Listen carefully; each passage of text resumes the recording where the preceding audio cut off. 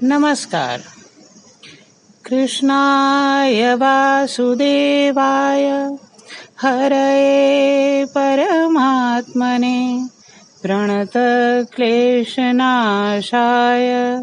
गोविन्दाय नमो नमः।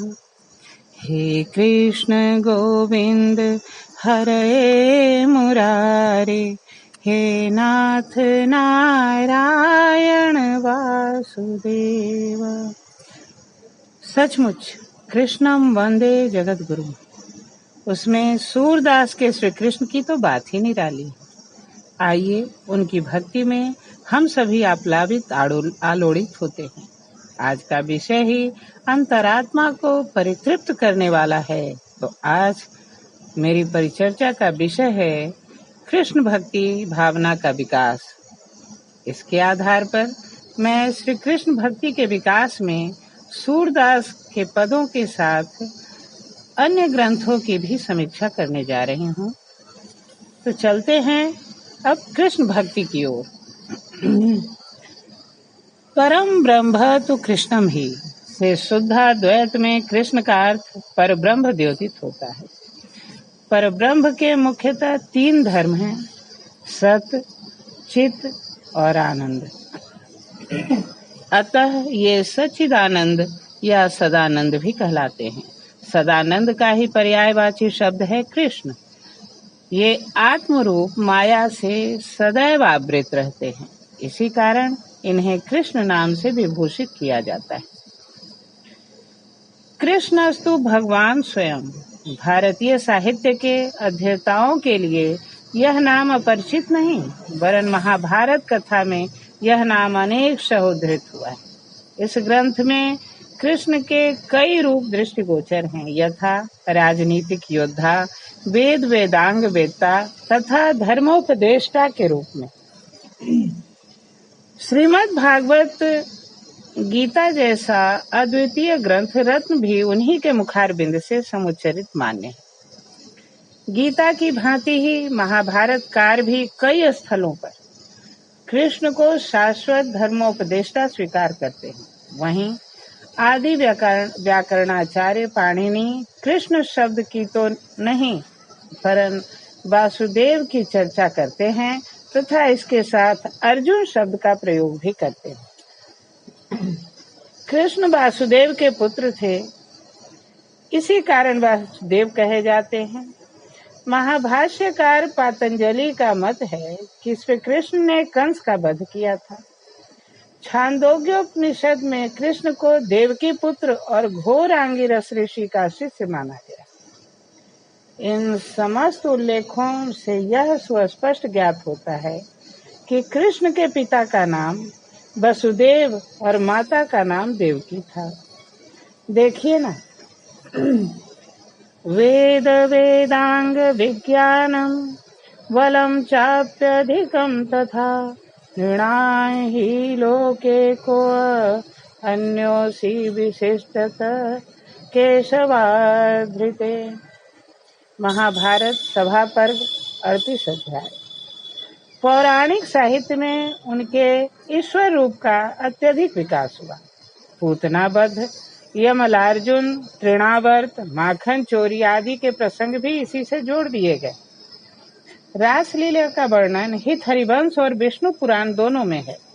हित हरिवंशकार ने रास की जगह हल्लीश शब्द का प्रयोग किया है।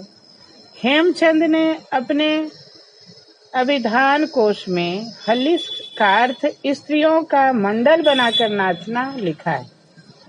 वास्तव में कृष्ण जीवन से संबंधित इन लीलाओं ने कृष्ण चरित्र की ऐतिहासिकता में एक ऐसा व्यवधान डाल रखा है जो इन लीलाओं को कभी कल्पना माने बिना उलझन को सुलझने ही नहीं देता। डॉक्टर हजारी प्रसाद द्विवेदी अपने सूर साहित्य नामक ग्रंथ में इस तथ्य का उल्लेख करते हैं कि बेबर, ग्रियर्सन, कैनेडी आदि का कहना है कि बाल कृष्ण की कथा ईसा मसीह की कथा का भारतीय रूप है। इस कथा को सीरिया से चलकर आई हुई घुमक्कड़ आभीर जाति ने भारतवर्ष में परिचित कराया। ये पाश्चात्य विद्वान लीलाओं से संबद्ध कृष्ण को क्राइस्ट शब्द का रूपांतर स्वीकार करते हैं। इनकी मान्यता है कि गोआनीज और बंगाली प्रायः कृष्ण को किष्ट किष्टों के रूप में उच्चारित करते हैं। कुछ विद्वान वैष्णव धर्म से संबंधित शंख, चक्र, गदा, पद्म आदि को भी आर्य जाति का नहीं मानते। ग्रियर्सन ने तो और भी बल देते हुए कहा है कि वैष्णवों की दास्य भक्ति, प्रसाद और पूतना स्तनपान ईसाईयत की ही देन है। उनके अनुसार पूतना का बाइबिल की वर्जिन है, प्रसाद लव फीस्ट है और दास्य भक्ति पाप पीड़ित मानवता का पाश्चात्य रुदन है। डॉक्टर भंडारकर ने भी इस संबंध में अपनी अतिशय पाश्चात्य प्रियता को ही परिचित कराया है। वे कहते हैं कि यह तो एक ऐसा खतरा है जिससे संभव है कि भविष्य में समस्त आर्य जाति ही क्रिश्चियन मान ली जाए। इस मत का खंडन स्वयं पाश्चात्य विद्वान क्विथ ने भी किया है, लेकिन इसके विपरीत डॉक्टर मुंशी राम शर्मा की मान्यता है कि जो बात पाश्चात्य विद्वान कहते हैं, क्या वही लौटकर उनसे नहीं कही जा सकती? कृष्ण ही क्राइस्ट का रूपांतर क्यों? क्राइस्ट कृष्ण का रूपांतर क्यों नहीं? चिढ़कर वे पुनः लिखते हैं कि कृष्ण का अस्तित्व हम ब्राह्मण काल तक दिखा चुके हैं। ब्राह्मण ग्रंथों के निर्माण काल में क्राइस्ट की नानी तक का भी जन्म नहीं हुआ होगा। विष्णु पुराण और वायु पुराण में वर्णित आभीर चर्चा से उनका विदेशी होना सिद्ध नहीं होता। एक विद्वान ने आभीर शब्द को द्रविड़ भाषा का शब्द बताया है, जिसका अर्थ है गोपाल। कुछ हो, पर इतना तो स्पष्ट है कि न तो कृष्ण क्राइस्ट का रूपांतर है और न आभीरों की जाति कोई बाहर से आने वाली जाति है। कृष्ण की कथा, गोपियों की लीला का ईस्वी सन पूर्व के ग्रंथों में इसकी चर्चा इसका पुख्ता प्रमाण सिद्ध करती है। वैष्णव धर्म के प्राय सभी आचार्य दक्षिण के ही थे। भक्ति को द्रविड़ देशोत्पन्न मानने का यह भी एक स्पष्ट कारण है। इस संदर्भ में डॉक्टर शर्मा का मंतव्य देखिए ना। वेद में जो राधा, विष्णु, कृष्ण आदि शब्द आए हैं, वे ऐतिहासिक व्यक्तियों के नाम नहीं हैं। ऐतिहासिक व्यक्तियों या पदार्थों के नाम वेद के शब्दों को देखकर ही रखे गए हैं। देखिए इन पंक्तियों को। सर्वेषां तु सन्नामानि कर्माणि च पृथक् पृथक् वेद शब्देभ्य एवादो पृथक् संस्थाश्च निर्ममे। विष्णु पुराण गोप लीलाओं की चर्चा अत्यंत पुनीत भाव से करता है। हरिवंश पुराण में रास लीला अर्थात हलीश क्रीड़ा उद्दाम वेग से होती दृष्टिगत होती है। श्रीमद् भागवत की इस संयोजना में संपूर्णता है, फिर भी राधा अपना नाम प्रक्षिप्त रखती है। ब्रह्म वैवर्त में राधा अपने केली कलित रूप में खुलकर प्रकट होती है। वह कृष्ण की है और कृष्ण उसके हैं। सूरदास ने इसे ही कीट भृंग की गति स्वीकार किया है। यह पुरुष और प्रकृति का अनूठा सम्मिलन। इसमें जीवन, सौंदर्य का चरम विकास और प्रेम की पराकाष्ठा दृष्टिगोचर होती है। कृष्ण भक्ति भावना की धारा निरंतर उद्दाम वेग से प्रसरित होती चली गई। जयदेव विद्यापति की स्निग्ध पीयूष धारा ने इसके मर्म को स्पर्श किया। सूरदास ने भी इस प्राचीन परंपरा को हृदय से लगाया। तभी तो आचार्य शुक्ल की इस संदर्भ में अवधारणा है। उनका कहना है कि आचार्यों की अश्र छाप लगी 8 वीणाएं श्री कृष्ण की प्रेम लीलाओं का कीर्तन करने उठी, जिनमें सबसे ऊंची, सुरीली और मधुर झंकार अंधे कवि सूरदास की वीणा की थी। सचमुच सूर ने श्री कृष्ण को भावातीत अभिचित्रित किया, किंतु वे भावातीत होते हुए भी भक्तों के अनुकूल उसे प्राप्त हो जाते हैं। तभी तो नन्हे बालक श्री कृष्ण यशोदा के आलंबन बनते हैं। वे ही गोपियों के माधुर्य भाव को जागृत करते हैं तथा सखाओं में सख्य प्रेम की वृद्धि भी करते हैं। सभी भावों में कृष्ण स्वतः संपूर्ण है।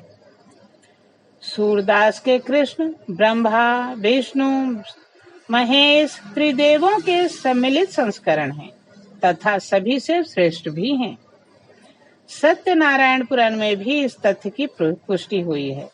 कलो विष्णु भविष्यन्ति सत्य रूपी सनातना। सूरदास ने एक स्थल पर इस पौराणिक मत का समर्थन भी किया है। शिव बिरंच सुरपति समेत सब सेवत प्रभु पद चाहे, या मुनि मन मधुप सदा रस लोभित सेवत यज शिव अम्ब। यह सूर सारावली की पंक्ति है। तुलसी ने भी कृष्ण को अपनाया, पर वे उनको पूर्णतः नहीं अपना सके। तत्पश्चात रीतिकालीन आचार्य कवि केशव ने भी कृष्ण को ही अपने काव्य का क्षेत्र चयनित किया, किंतु उनमें धार्मिकता का पुट प्रायः नहीं के बराबर है। जयदेव तथा विद्यापति के राधा कृष्ण प्रकृति और पुरुष हैं, पर केशव के लिए ये मात्र नायक और नायिका। तत्पश्चात सूरधारा के कृष्ण मीरा के पास पहुंचते ही उनकी पूर्व स्थिति संशोधित हो जाती है। वह स्वयं प्रकृतितः नारी थीं, अतएव निसर्गतया उन्होंने कृष्ण को पुरुष स्वीकार किया। सूर का पुरुषत्व मीरा में उतरा। सूर ने लोक की अवहेलना नहीं की थी, पर मीरा वैसा करने को भी विवश हो गई। सूर के कृष्ण पदार्थिव और भावी अर्थात ऑब्जेक्टिव और सब्जेक्टिव दोनों हैं। केशव के कारण कृष्ण का अधोमुखी हो गए। पद्माकर आदि में यह निम्न श्रेणी के नायक पात्र भर रह गए, जिनमें मानवीय समस्त उत्पीड़न उद्दीपनकारी भाव प्रदर्शित हुए। ब्रज भाषा की यही इतिश्री हो गई।